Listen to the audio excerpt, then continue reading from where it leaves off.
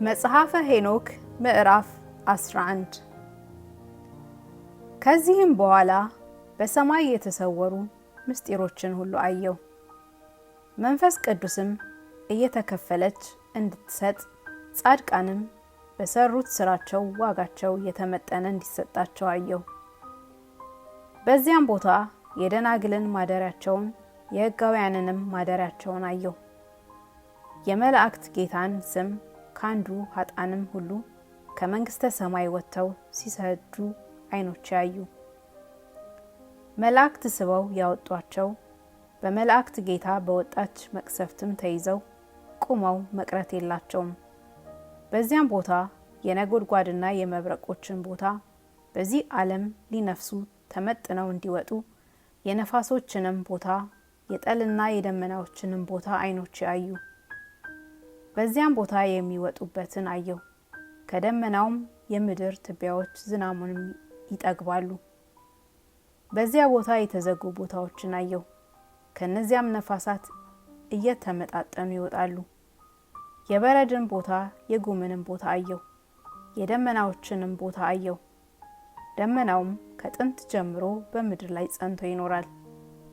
ከየትም እንደወጡ ወዴትም እንዲገቡ የጨረቃንና የፀሐይን ቦታ አየሁ። መመለሻቸውም የበራ ነው። አንዱም ካንዱ እንዲከብር አወቁ። አካሄዳቸውም በብርሃን የከበረ ነው። ቀን አይተፉ አያተርፉ አይጨምሩምም፣ ከመሄዳቸውም አያጎድሉም። ጸንተው በሚኖሩባትም ስርዓት አንዱ ካንዱ ጋር ሃይማኖታቸውን ይጠብቃሉ። ፀሐይ ከሁሉ አስቀድሞ ይወጣል።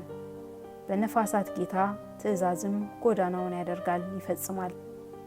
ስሙም ለዘላለም ጸንቶ ይኖራል። ከዚህም በኋላ የተሰወረ የተገለጠ የጨረቃን ጎዳና አየሁ።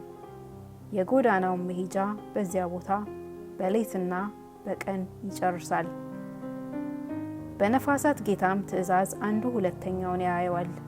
ጨረቃና ፀሐይ ለነሱ እረፍታቸው ምስጋናቸው ነውና ፈጽመው ያመሰግናሉ፣ ከምስጋናውም አያርፉም።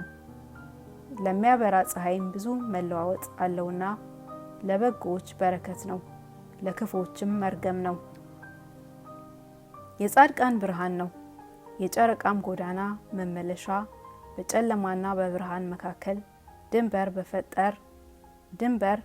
በጠፈር በመላእክት ጌታ ስም ላላመኑ ኃጣን ግን ጨለማ ነው አለ። ለሰውም እውቀትን አደለ። በቸርነቱ ስም ያመኑ የጻድቃንን እውቀትንም አጠና። ሁሉን መርምሮ የሚያውቅ ገዥ ስለሆነ አለቃው አይከለከልምና ንጉሱም መከልከል አይችልምና እነዚህን ሁሉ እሱ በፈቃዱ ይገዛል አለ።